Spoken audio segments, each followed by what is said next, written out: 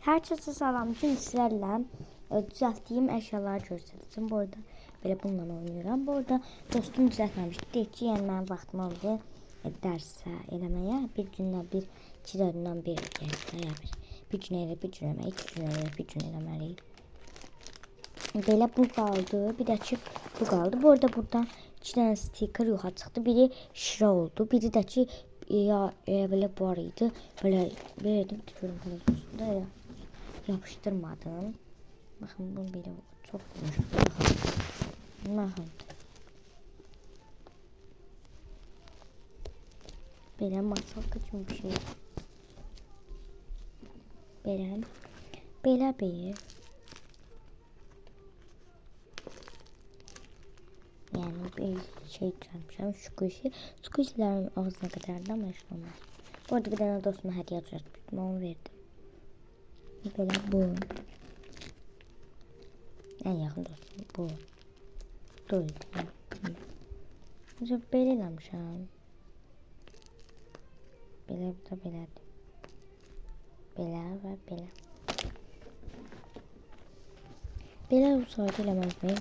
Belə eləyib sonra belə eləyərdik. Düz eləməz.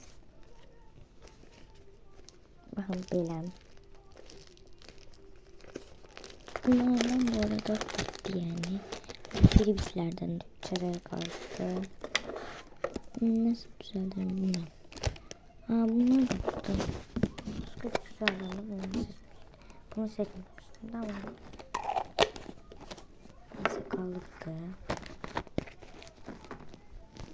Sonra böyle sürprizler. Sürpriz paketi yapmışım. Sürpriz yapmıyorum. Böyle sürpriz. Bunların elimizden geldiğini çıkmaz. Böyle altlarını şöyle deneyeceğim bantlara.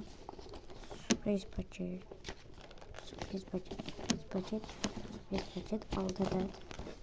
Yani ben şu an dostlarıma falan yanında böyle verebilirim. Bırakıyorum burada. Böyle bırakıyorum. Squishlerde hele çıkmıyorum ama koyarsam. Bura koyayım ki hələ ki də dostlarıma hediyə falan verəndə koyacağım bunları. Bu kadar değil. Açılmış ama hiç olmaz. Elim kaldı burada. Neyse. Böyle bir şey yani. Böyle bir tane dostuma hediye düzelteceğim. Bir tane dostum için yani şey yapacağım. Alkülüydü. Onu gördüm, hediye vermiştim ya. Bunu düzeltmemişim. Yani almıştım. Bloknotla kalem almışım. Hele sıyırmadım.